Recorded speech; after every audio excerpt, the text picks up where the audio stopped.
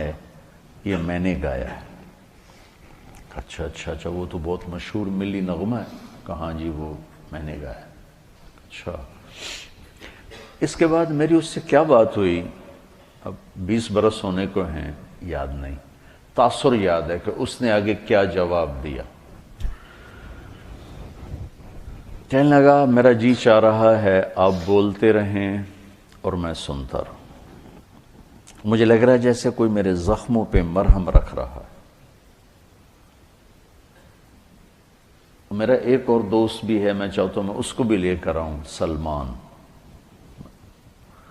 وہ بھی آپ کی باتیں سنیں۔ پھر تھوڑی دیر بعد اس نے کہا میں ایک سوال کرتا ہوں۔ ایک پاکستانی نوجوان جس گلیمر کو، گلیمر کہتے ہیں رعنائی، عیاشی، دنیا کی موج میلہ، جس موج میلے کو ایک پاکستانی نوجوان خواب میں دیکھتا ہے، وہ مجھے حقیقت میں حاصل ہے، میرے پاس ہے، لیکن اس کے باوجود میرے یہاں اندھیرا ہے۔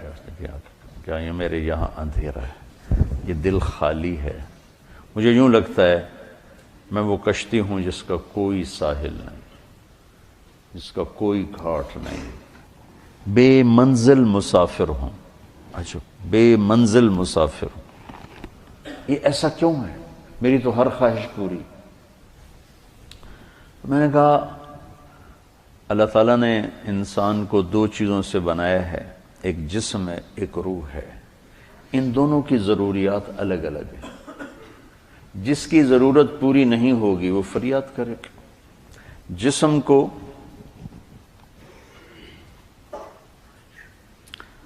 روٹی چاہیے، پانی چاہیے، ضروریات زندگی چاہیے، ان میں سے جو چیز بھی اس کو نہیں ملے گی وہ فریاد کرے گا۔ روح نہ عورت کو جانتی ہے، نہ روٹی کو جانتی ہے، نہ پانی کو جانتی ہے، نہ موسیقی کو جانتی ہے۔ روح ایک اللہ کا امر ہے جو صرف اللہ کو جانتا ہے، اسے اللہ چاہیے، اسے اللہ کا رسول چاہیے۔ تو جسم کو روٹی نہ ملے تو وہ پریشان ہوتا ہے، روح کو جب اللہ اس کا رسول کا تعلق نہیں ملتا تو وہ پریشان ہوتی ہے، پھر وہ پریشانی ویرانی بن کر جسم پہ طاری ہوتی ہے، پھر ہم اس کو دور کرنے کے لیے اس سے اور بڑی عیاشی میں جاتے ہیں کہ شاید ابھی کچھ کمی ہے، وہاں اس کی بھوک اور بڑھتی ہے، وہ اور فریاد کرتی، پھر ہم اس سے بڑی عیاشی میں جاتے ہیں، پھر اس کی بھوک اور بڑھتی، وہ اور فریاد کرتی ہے۔ اس قسم کا مضمون تھا، اس وقت ذرا تفصیل سے تھا، خلاصہ یہ۔ اور میں نے کہا اس کی مثال ایسے کہ درد ہو اس گھٹنے میں اور دوا لگے اس گھٹنے میں تو دوا بھی جا رہا ہے اور درد بھی نہیں جا رہا، دوا لگ رہا ہے، درد نہیں جا رہا۔ کیوں؟ جہاں درد ہے وہاں دوا نہیں، جہاں دوا لگ رہا ہے وہاں درد کوئی نہیں، تو آرام کیسے آئے گا؟ تو یہ بے چینی، کرب، یہ تو روح میں ہے اور ہم اسے دور کرنا چاہتے ہیں۔ جسم کی ضرور موسیقی، کھانا پینا، 5 اسٹار ہوٹل، گلیمر، موج میلہ، پروٹوکول، یہ تو سب جسم کی چیزیں، روح کو ان سے کیا سروکار؟ لیکن جس دن اسے غذا ملے گی، ایک دم منزل بھی ملے گی، راستہ بھی نظر آئے گا، ساحل بھی نظر آئے گا، گھاٹ بھی نظر آئے گا، اور منزل مقصود کا بھی پتہ چل جائے گا۔ تو یہ ہماری پہلی ملاقات تھی، اور میں نے غالباً کہا کہ آپ کچھ تبلیغ میں جانا شروع کریں، 3 دن لگانا شروع کریں۔ کہنے لگا میں کیسے لگاؤں، میں تو گاتا ہوں، ناچتا ہوں، ڈانس کرتا ہوں، تبلیغ کس منہ سے کروں؟ کعبہ کس منہ سے جاؤ گے غالب، شرم تم کو مگر نہیں آتی۔ میں نے کہا یہ تو دوا ہے، تو پہلے دن دوا کھانے سے آرام آتا ہے؟ مسلسل دوا کھاتے کھاتے کھاتے بیماری دبنا شروع ہوتی ہے، دبنا شروع ہوتی ہے، اور اللہ تعالیٰ اسے ٹھیک کر دیتا ہے۔ یہ دوا ہے، تم شروع کرو، اس کو سوچو مت کہ میں ناچ رہا ہوں، گا رہا ہوں، چل ٹھیک۔ کوئی قبولیت کی گھڑی تھی اس نوجوان کی، اس نے 3 دن شروع کر دی۔ یہ جمشید اس کا کلاس فیلو تھا، یہ اس کو سب سے پہلے سلام دعا، یہ تبلیغ میں لگا تو اس کو اپنا اس کا خیال ہے، اس کو ملنا شروع کیا، پھر ایک جگہ پر آ کر وہ رک گیا، آگے نہیں لے جا پا رہا، تو اللہ نے اس میں مجھے ذریعہ بنایا، مجھے ڈالا۔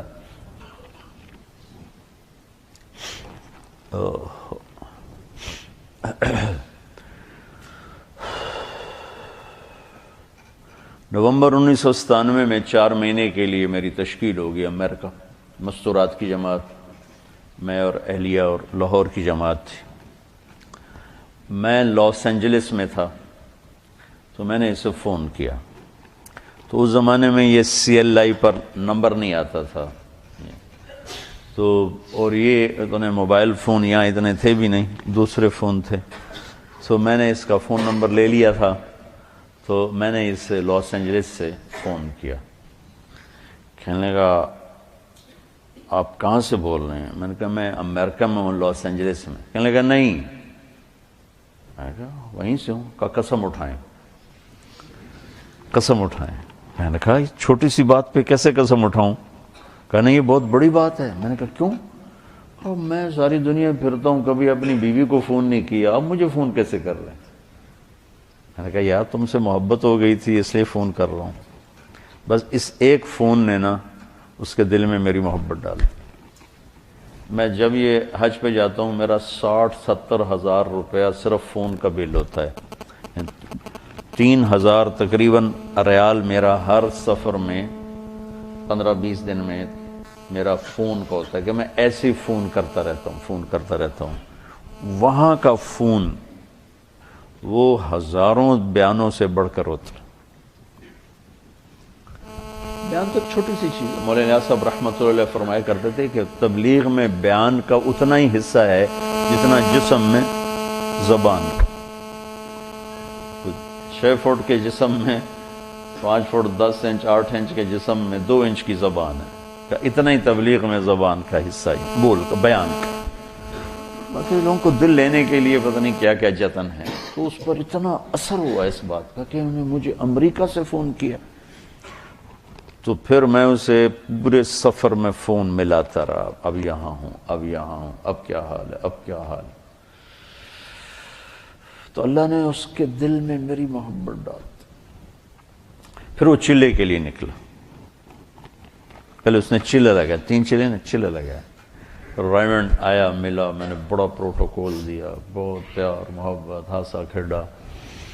تو کرتے کرتے کرتے کرتے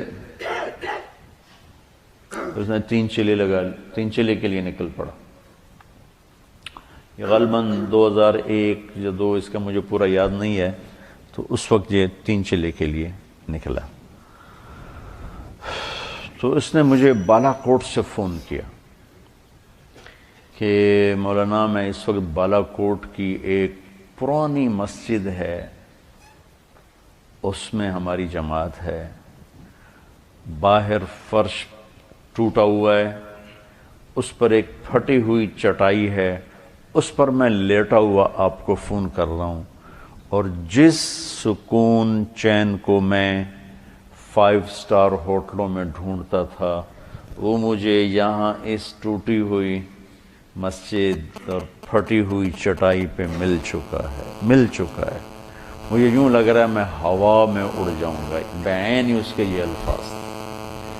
تو میں نے کیا جواب دیا یاد نہیں، لیکن غالباً میں نے یہی کہا کہ اب روح تک اس کی غذا پہنچ گئی تو موج ہو گئی۔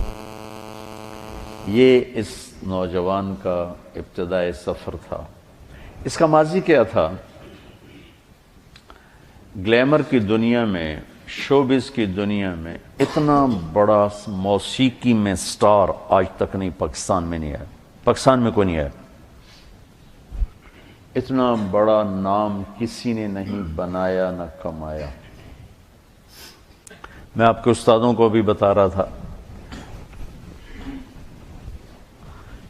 لندن میں ہر سال ایک میلہ لگتا ہے جس میں پوری دنیا کے بڑے فنکار، بڑے ہر ایک نہیں، بڑے جواد وسیم جیسے نہیں، بڑے فنکار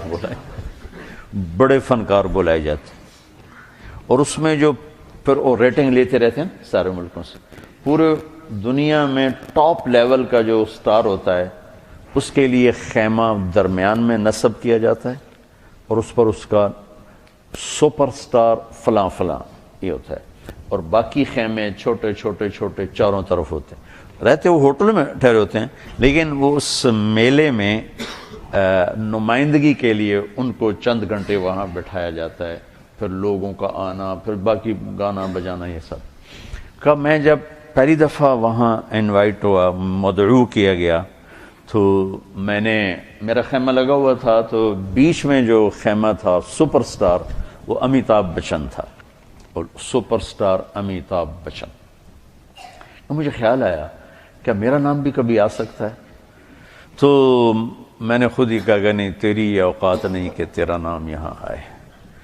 4 سال کے بعد میں جب اس میلے میں گیا تو میں دیکھ کے حیران ہوا کہ بالکل درمیان میں سپر سٹار جنید جمشید، وہ خیمہ میرے نام کا۔ یہ بلندی کی انتہا ہے، یہاں سے وہ چٹائی پر آیا، معمولی سفر میں، آج سارا ملک رو رہا ہے۔ اور اب آج صبح ہی ایک بچی نے کینیڈا سے فون کر کے مجھے رلا دیا، میں تو پہلی 4 دن سے رو رہا ہوں، تو اس نے پھر مجھے رلا دیا۔ میں نے ایسا غم کسی کی موت پہ نہیں دیکھا۔ میں 46 سال ہو گئے تبلیغ میں، بڑی بڑی مذہبی شخصیات گئیں، سیاسی دنیاوی شخصیات گئیں، کسی کے رونے پر اس طرح عوام، چھوٹے بڑے، مرد عورت، مالدار غریب فقیر، سندھی بلوچی بروئی پٹھان پنجابی، میں نے کسی کو ایسے روتا نہیں دیکھا جیسے اس کی موت پر دنیا روئی ہے، روئے جا رہی۔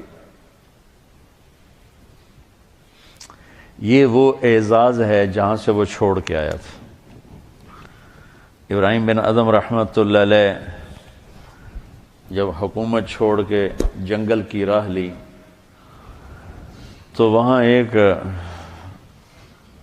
درویش پہلے بھی اللہ اللہ کر رہا تھا، اس کو غیب سے کھانا آتا تھا، ان کا کھانا آیا تو انہوں نے ان کو دعوت دی کہ آئیے کھائیے، تو انہوں نے کہا نہیں آپ کھائیں، مجھے بھوک نہیں۔ انہوں نے اپنا کھا لیا، 2 روٹی اور کچھ ساتھ ترکاری۔ جب ابراہیم بن ادھم کو بھوک لگی اور انہوں نے دعا کی تو پورا دسترخوان اتر آیا، بھرا ہوا۔ تو وہ درویش ایک دم بول اٹھا، یا اللہ میں تو برسوں سے پڑا تجھے یاد کر رہا، میرے لیے 2 روٹی اور سبزی، اور یہ آج آیا اور اتنا بڑا دسترخوان۔ تو کہتے ہیں میں نے یہ واقعہ پتہ نہیں کہاں پڑھا تھا یا کہیں سے سنا تھا، سند تو مجھے معلوم نہیں ہے۔ تو غیب سے آواز آئی کہ تم جھونپڑا چھوڑ کے آئے ہو، یہ بادشاہت چھوڑ کے آیا ہے۔ تو ہر ایک کو اعزاز، انزل الناس منازلہم، انزل الناس منازلہم، تو اللہ نے اس کو اس کے منزلہ پر اتارا۔ واللہ میں نے ایسا سوگ، ایسا ماتم، ایسا رونا میں نے نہیں دیکھا۔ جنہوں نے کبھی اس کو دیکھا بھی نہیں وہ بھی روئے جا رہے ہیں۔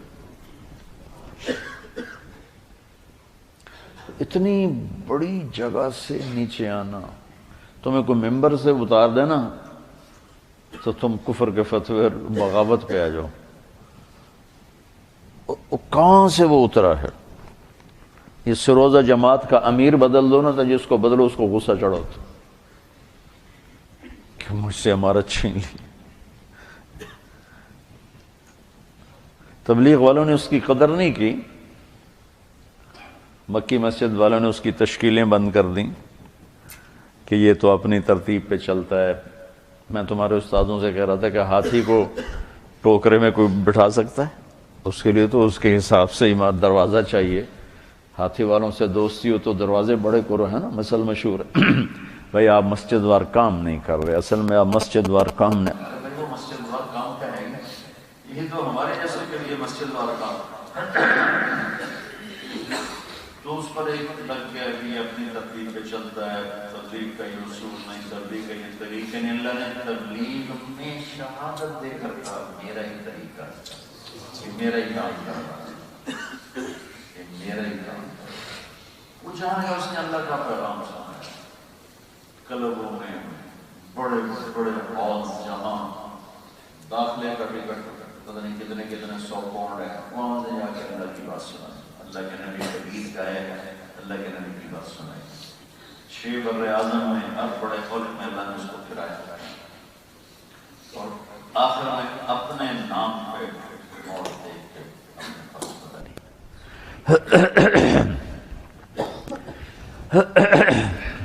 3 چیلے لگنے کے بعد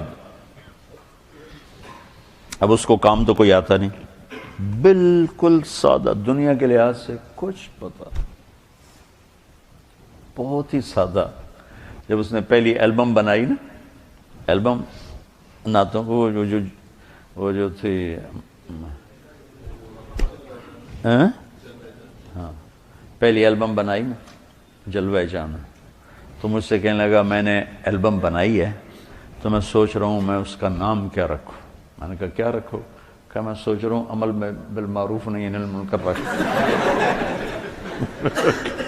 تیری عقل کو سلام، ارے بے وقوف، یہ کوئی رکھنے کا نام ہے؟ کہنے لگا پھر آپ بتائیں۔ میں نے کہا اس کا نام رکھو جلوہ جانا۔ تو انہوں نے کہا واہ واہ اس میں تو موسیقی ہے، جلوہ جانا اس میں تو موسیقی ہے۔ تو اس نے پھر ساری اس کی جو البمز ہیں اس کے نام میں نے رکھے، جو وہ بنا لیتا پھر مجھ سے کہتا نام بتائیں، پھر پتہ نہیں آگے کیا کیا نام، سب نام میں نے اس کے رکھے تھے۔ تو بہت سیدھا تھا دنیا کے لحاظ سے۔ تو جب موسیقی چھوڑی تو کمائی ختم، اور کوئی ہاتھ پکڑنے والا کوئی نہیں۔ مکان بیچنا پڑا، بک گیا، کام نہیں چلا۔ تو مجھے فون کر کے کہا کہ مولانا صاحب آج میرے گھر میں اتنے پیسے نہیں ہیں کہ میں اپنی ماں کی دوا خرید سکوں، پیسے کوئی نہیں، کدھر جاؤں، کیا کروں؟ عین اس وقت پیپسی والوں نے اس کو پیشکش کی کہ 10 گانے پیپسی کے لیے گاؤ، 4 کروڑ ہم سے لے لو۔ گھر میں دوا کے پیسے نہ ہوں اور 4 کروڑ کی پیشکش ہو۔ لبنان میں ایک لڑکی تھی عیسائی، پیپسی والوں نے اس کو تیار کیا پیپسی کی مشہوری کے لیے گانا، مکس گانا مرد عورت۔ اس نے شرط لگائی کہ جنید صرف پاکستان سے میرے ساتھ گا سکتا ہے اور کوئی، اس کے ساتھ گاؤں گے اور کسی کے ساتھ۔ تو لہذا انہوں نے اس کو لینے کے لیے اتنی بڑی قیمت لگا دی۔ تو کاد الفقر ان یکون، فقر آدمی کو کہاں تک پہنچاتا ہے؟ تو وہ اتنا بے بس ہو چکا تھا کہ اس نے کانٹریکٹ سائن کیا، حامی بھری، شیو کرایا اور لبنان پہنچ گیا۔ مجھے پتہ چلا تو سب کو دعا میں لگایا اور خود میں نفلوں میں لگ گیا۔ پتہ نہیں میں کتنی نفل پڑھتا گیا، دعا مانگوں نفل پڑھوں، دعا مانگوں نفل پڑھوں، غالباً کوئی 50 نفل میں نے پڑھے۔ بے قراری کی کیفیت، رونا آئے۔ ایسوں کو تو ذمہ ہوتا ہے مالدار لوگوں کے کہ وہ سنبھالیں، لیکن موسیٰ علیہ السلام کا فرمان ایک روایت میں آتا ہے جب اللہ ناراض ہوتا ہے تو پیسہ بخیلوں کو دے دیتا، حکومت نکموں کو دیتا ہے، بارش بے موسم کی کرتا ہے۔ تو عموماً اس وقت پیسہ بخیلوں کے پاس۔ تو جب وہ وہاں پہنچا اور انہوں نے اس کو ہوٹل میں ٹھہرایا، ادھر ہم کچھ نہیں، اوپر والے کا نظام تھا، پتہ نہیں کیا چیز ذریعہ بنی۔ میں ایسے ہی دعویٰ کروں کہ میں نے دعا کی، میں نے نفل پڑھے، اللہ مجھے بڑے دعوے سے بچا۔ کہتا میں ہوٹل میں جب لیٹا تو میں بے قراری شروع ہو گئی، بے چینی شروع ہو گئی، نیند نہیں آ رہی، کروٹیں بدلتے بدلتے بدلتے رات کے 12 بج گئے اور میرے اندر آگ آگ آگ۔ آخر میں بے قرار ہو کے اٹھا، بیگ اٹھایا، کمرہ بند کیا، کاؤنٹر پہ چابی پھینکی اور سیدھا بیروت ایئرپورٹ پر آ گیا۔ اور پہلی فلائٹ جو مجھے ملی اس پہ چڑھ کے دبئی، اور دبئی سے پاکستان آ گیا۔ پاکستان پہنچا تو پرانوں کا جوڑ شروع ہو چکا تھا، پرانوں کا جوڑ۔